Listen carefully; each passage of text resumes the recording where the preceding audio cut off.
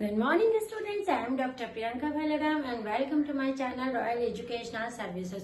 तो आज हम लेके आए हैं स्टोक्स थ्योरम जो लास्ट वीडियो में हमने गॉस डाइवर्जेंस थ्योरम देखी थी, ठीक है। उसी के आगे का ये पोर्शन है स्टोक्स थ्योरम। आज हम थोड़ा सा इसके बारे में समझेंगे कि स्टोक्स थ्योरम जो होती है क्या होती है। जैसे हमने गॉस डाइवर्जेंस थ्योरम समझी थी, उससे रिलेटेड क्वेश्चंस करे थे ना, अभी और भी हम क्वेश्चंस उससे रिलेटेड करेंगे। पहले हम इसको समझ लेते हैं, क्योंकि फिर इनके जो कॉम्बिनेशन है कि गॉस डाइवर्जन और स्टोक्स थ्योरम दोनों के न्यूमेरिकल हमको करने हैं। एक्चुअल में स्टोक्स थ्योरम होता है relation between line and surface integral, है ना। It is relation between line and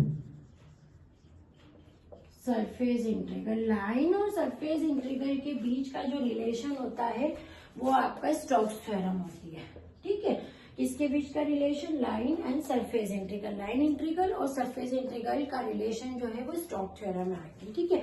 अब हम लाइन इंटीग्रल लिखते हैं C F dot D R vector, है ना। ये मैंने आपको बताया था सिंगल इंटीग्रल जो होता है ये लाइन इंटीग्रल। अब ये क्या बोल रहा है, सरफेस इंटीग्रल, है ना। तो सरफेस इंटीग्रल के लिए दो इंटीग्रेशन आते हैं, यहाँ एस लिखा रहता है और इसके अंदर कर्ल, ठीक है। यहाँ क्या आएगा, curl F vector dot N cap D S, है ना। जहां पर सरफेस इंटीग्रल के साथ में कर्ल ऑफ वेक्टर फंक्शन होता है, ठीक है।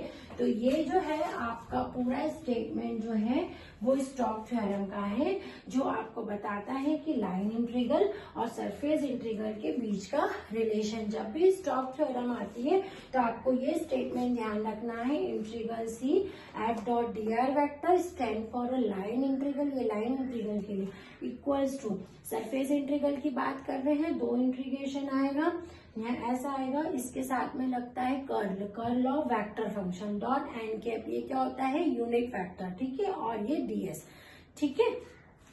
तो ये जो है आपका इनके बीच का रिलेशन है। अब जो कर्ल है आपका यहाँ पर curl of a vector function, मैं आपको पहले भी बता चुकी हूँ कि जब कर्ल निकालना रहता है तो कर्ल हमेशा स्टैंड होता है क्रॉस प्रोडक्ट के लिए, है ना। कर्ल किसके लिए रहता है, क्रॉस प्रोडक्ट के लिए। Nebula dot F, nebula cross F vector, ये कर्ल का फॉर्मूला है। इसको कैसे निकालते हैं, आई जे के, है ना। कंपोनेंट्स यहाँ लिखे, डिटर्मिनेंट बनाया, यहाँ लिखेंगे डेल अपॉन में डेल एक्स, यहाँ डेल अपॉन में डेल वाई, यहाँ डेल अपॉन में डेल जेड, ठीक है। और यहाँ पर क्या लिखते हैं, जो भी फंक्शन के साथ का है, जो f1 f2 और f3 जो भी x y z में है ना, वो यहाँ पर लिखते हैं फंक्शन के साथ का। तो ये जो है ये आपका कर्ल निकालने का मेथड है, जो कि क्रॉस प्रोडक्ट है। तो ये हम यहाँ निकाल के रखते हैं, ठीक है। तब आपका स्टोक्स थ्योरम जो है वो आगे बढ़ता है, फिर उसको हम इंटीग्रेट कर लेते हैं, ठीक है। तो ये आपका मैंने शॉर्ट इंट्रोडक्शन दिया है कि स्टोक्स थ्योरम क्या होती है। कोई बहुत बर्डन लेने की जरूरत नहीं है। लाइन और सरफेस इंटीग्रल का रिलेशन जो है वो स्टोक्स थ्योरम है। एक सिंगल इंटीग्रल बराबर डबल इंटीग्रल, जब डबल इंटीग्रल आएगा तो कर्ल आएगा, कर्ल आएगा तो क्रॉस प्रोडक्ट आता है।